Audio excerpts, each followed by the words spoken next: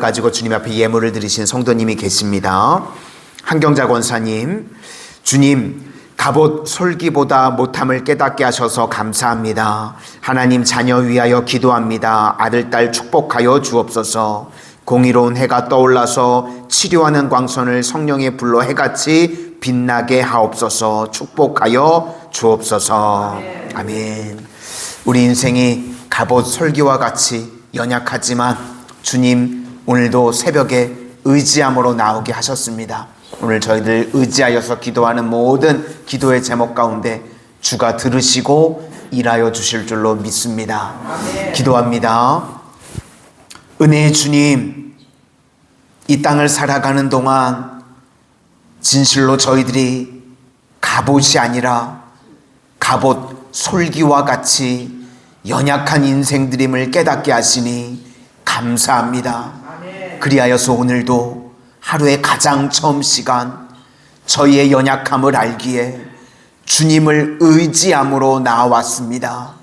이 새벽에 주님 앞에 나와 의지하는 모든 기도의 제목 가운데 주님 들으시고 주가 일하여 주시옵소서. 우리 육신의 연약함 주님께서 붙들어 주셔서 치료하는 광선을 발하여 주심으로 회복의 은혜가 임하게 하여 주시고, 또 우리 자녀손들 눈물로 기도하는 성도님들이 계십니다. 하나님 앞길에 믿음의 만남의 축복이 임하게 하시고 취업의 길이 열려지게 하여 주시고 퇴의 열매를 위해서 기도하는 가정들 가운데 기쁨의 선물도 허락하여 주시는 은혜가 임하게 하여 주시옵소서. 그리고 무엇보다도 믿음의 자리, 예배의 자리가 회복되어지는 은혜의 역사가 임하게 하여 주셔서 온 가정이 함께 예배하는 믿음의 가문들로 세워지게 하여 주시옵소서. 오늘 저희들 각양 기도의 제목을 가지고 주님 앞에 나와 기도하오니 저희들의 눈물의 기도 가운데 주님 들으셔서 하나님의 때에 하나님의 방법으로 정확하게 응답하여 주시옵소서. 예수님 이름으로 기도드립니다. 아멘. 오늘은 말씀과 일로 점검하라, 말씀과 일로 점검하라 라는 제목으로 하나님의 말씀 증거하도록 하겠습니다. 우리가 어떤 것이 좋다라고 판단할 때 그 근거가 무엇인가 하면 겉과 속이 똑같을 때입니다. 겉이 좋고 또 속이 좋다고 그러면 우리가 확신합니다. 이건 진짜다, 이건 좋은 거다. 그러니까 속부터 본다고 그러면 동기가 순수해야 됩니다. 그리고 겉으로 볼 때 열심도 있고 열정도 있고 그러면 좋은 거다. 그래서 덮어놓고 믿습니다. 동기도 좋고 열심도 있는 거 보니까 이것은 확실해. 우리가 보통 이렇게 생각들을 한다는 겁니다. 그런데 여기서 우리가 속을 수 있습니다. 그렇지 않다는 겁니다. 데살로니가 교인들을 보면요, 예수님의 재림을 기다립니다. 좋은 거죠? 동기가 순수합니다. 신앙인들이 가져야 될 모습입니다. 마라나타, 주 예수여 오시옵소서. 그리고 열심도 있습니다. 다 때려치고 주님의 재림만을 기다린답니다. 그러니까 겉으로 보나 속으로 보나 순수한 동기와 열심과 열정이 있습니다. 그런데 틀렸습니다. 오늘 이걸 성경에서는 게으르다고 표현을 합니다. 그리고 강하게 이야기합니다. 6절을 보니까 이런 자들에게서 떠나라. 또 10절은 우리가 너무나 유명한 말씀이죠. 일하기 싫어하거든 먹지도 말게 하라. 굉장히 강한 어조로 성경이 말합니다. 이거 가짜 신앙이라는 것입니다. 그러므로 우리가 동기가 순수하고 열심히 있다고 해서 다 맞는 것이 아니라는 것입니다.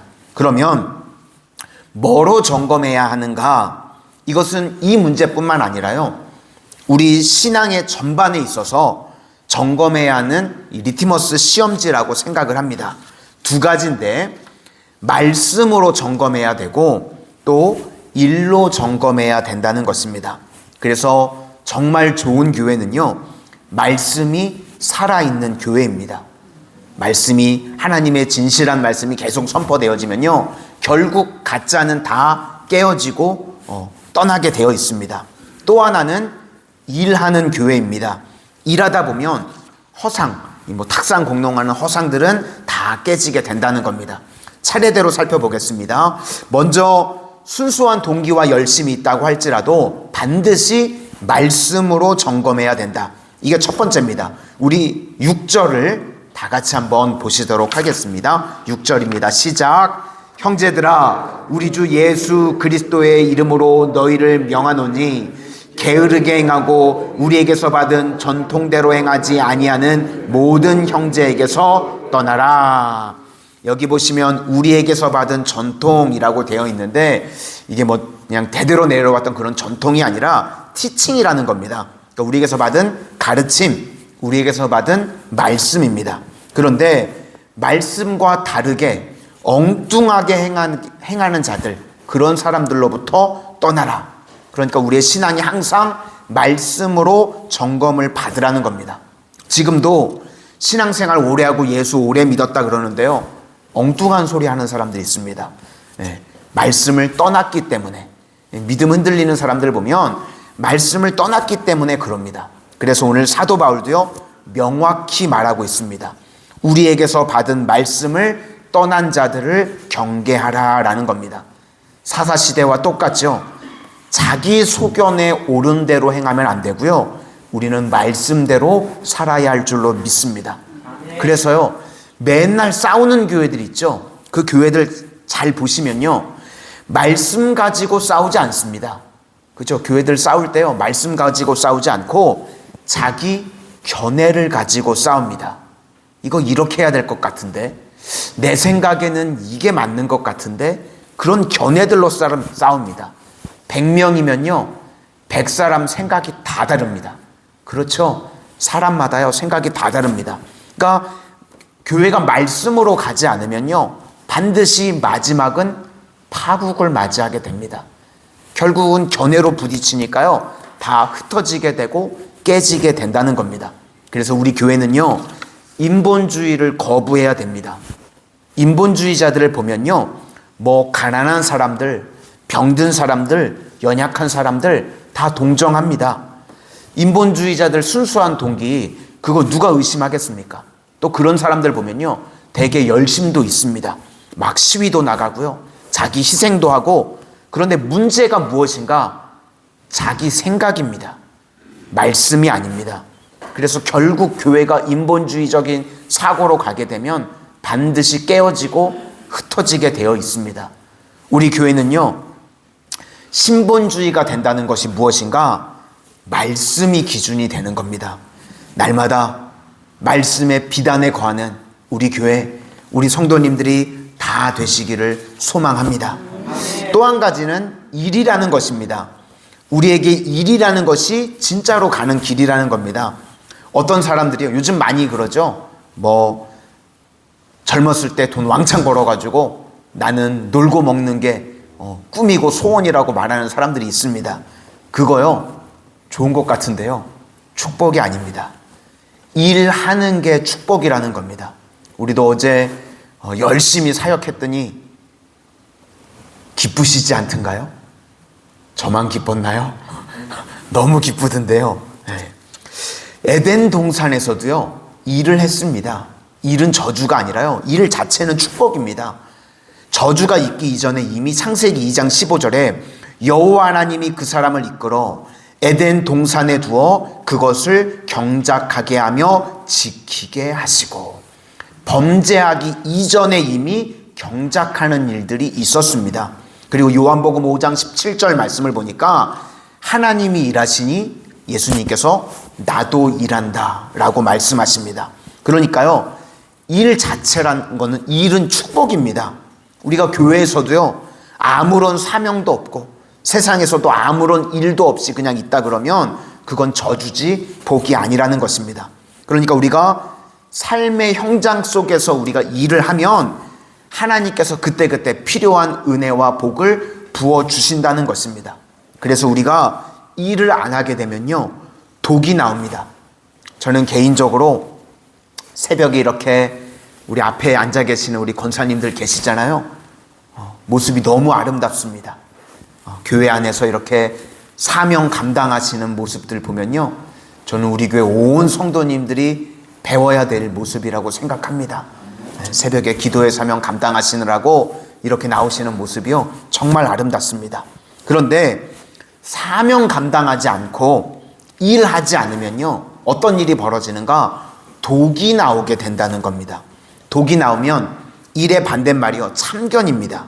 일 안 하면 반드시 참견하게 되어 있습니다. 11절을 우리 다 같이 보시도록 하겠습니다.